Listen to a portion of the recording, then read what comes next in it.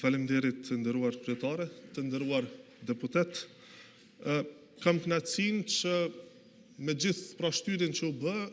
ta paraqes para jush projekt ligjin për ndarje buxhetore për vitin 2026. Të gjithë e dim që ky projekt ligj sipas ligjit parashihej që të miratohej dhe të dorëzohej në kuvend më datën 31 tetor të vitit të kaluar, gjë që qeveria së kohë në detyre kishte bërë. Megjithatë, në mungesë të një kuvendi funksional, por edhe në mungesë të konsenzusit më pastaj, pas konstituimit të kuvendit, ky projekt ligj nuk ishte proceduar dhe nuk ishte miratuar në mënyrë që të ishte në fuqi pra para datës 1 janar kur edhe fillon shfrytëzimi i këtij buxheti. Si rezultat i kësaj, ne kemi pasur zgjatjen buxhetore automatike, pra siç parashihet me LMFPP-n, që është për 2 muajt e parë dhe më pastaj, siç e dini,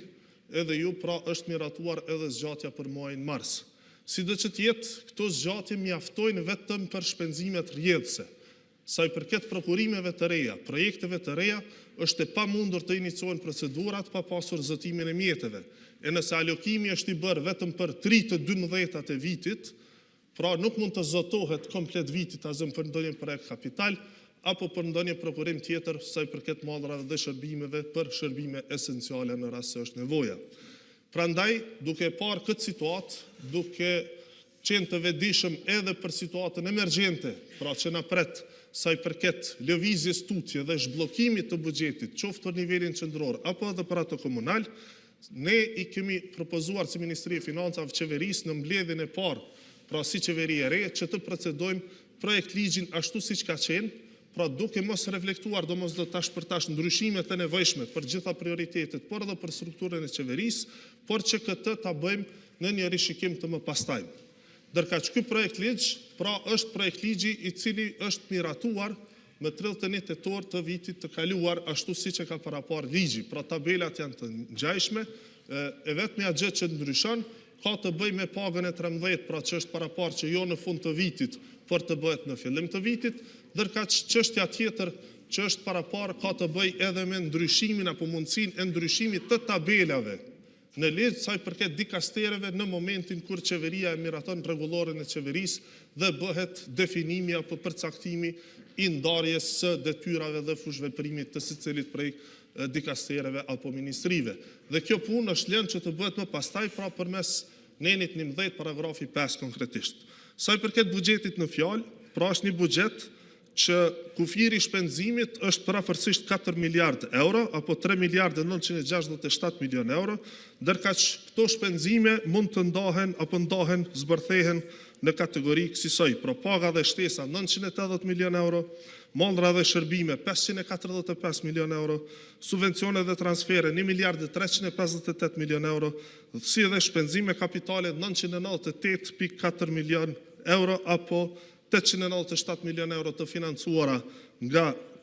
granti apo buxheti i rregullt, si dhe 100 milion euro të tjera të financuara nga klauzula e investimeve. Sa i përket burimit të financimeve, pra të hyrat buxhetore gjithsej janë 3.64 miliard euro, nga cilat hyrat tatimore janë 3.26 miliard euro, ndërkaq të hyrat jo tatimore janë 357 milion euro. Pjesa e mbetur pra e deficitit financohet apo është paraparë të financohet qoftë përmes huamarrjes apo mënyrave të tjera siç janë grantet e përcaktuara nga donatorët dhe të ngjashme. Sa i përket këtij buxheti, pra përveç atyre inputeve që kanë dhënë secila prej organizatave buxhetore, është paraparë, pra siç e thash, që edhe paga e 13 të shtohet këtu, është paraparë që përvoja e punës, pra që siç e dini, me ligjin e pagave për 15 vitet e para është 0.25% për vit, të kthehet në 0.5% në vit, pra për gjitha vitet, përfshirë edhe 15 vitet e para. Gjithashtu është paraparë edhe shtyrja hyrjes në fuqi e normës progresive për tatimin e pronë, gjë për cilën pra ka pasur diskutim. Plani ka qenë që vitin e kaluar kjo gjë të bëj, pra të ndryshohej ligji në konsultim me komunat, megjithatë duke pasur parasysh, pra siç e dini që kuvendi nuk ishte funksional, një gjë e tillë u pamundësua, prandaj po e shtyjmë edhe një herë në mënyrë që këtë vit pra të kemi reflektimin e një ligji të ri ku bëhet bashkë në konsultim me komunat, marr parasysh që hyrat nga tatimi në pronë të gjitha pra u shkojnë komunave.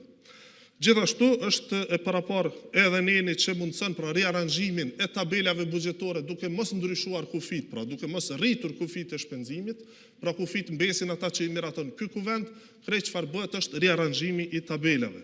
Pra kjo është pak a shumë ajo çfarë përmban ligji për ndarje buxhetore apo projekt ligji për ndarje buxhetore, i cili, siç e thash edhe një herë, vjen si arsye e emergjencës në mënyrë që shteti, në mënyrë që komunat, organizatat buxhetore të kenë një buxhet dhe të mund të vazhdojnë me punën e tyre në rrjedhë normale, e ndërkohë pastaj ne si qeveri e re,